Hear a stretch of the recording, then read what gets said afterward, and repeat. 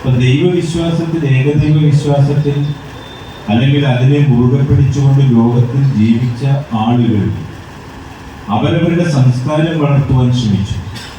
എല്ലാ പള്ളികളിലും നമ്മൾ പോകുന്ന സമയത്ത് ഞാൻ പല പള്ളികളിലും പോയി സംസാരിക്കാറുണ്ട്. അവിടെയൊക്കെ ചെല്ലുന്ന സമയത്ത് ഞായറാഴ്ചയാണ് എന്നെ എപ്പോഴും വിളിക്കുന്നത് എല്ലാ പരിപാടികളും.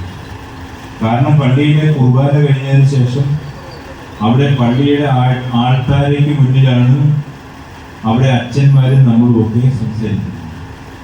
അതെല്ലാ ആഴ്ചകളിലും കൃത്യമാണ്.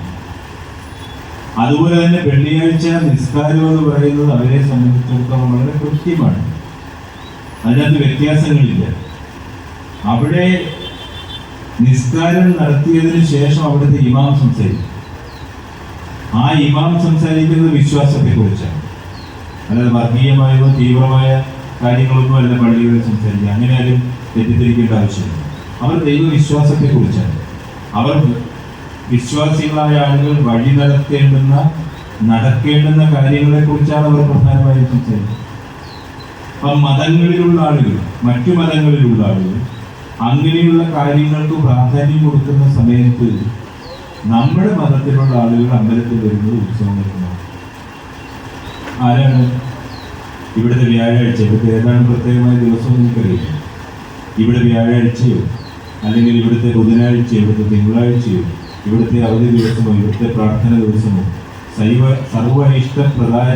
ഐശ്വര്യപ്രദായകമായ ഏത് ദിവസമാണ് സത്യത്തിൽ നമ്മൾ അമ്പലത്തിന് പ്രാധാന്യം കൊടുക്കുന്നത്?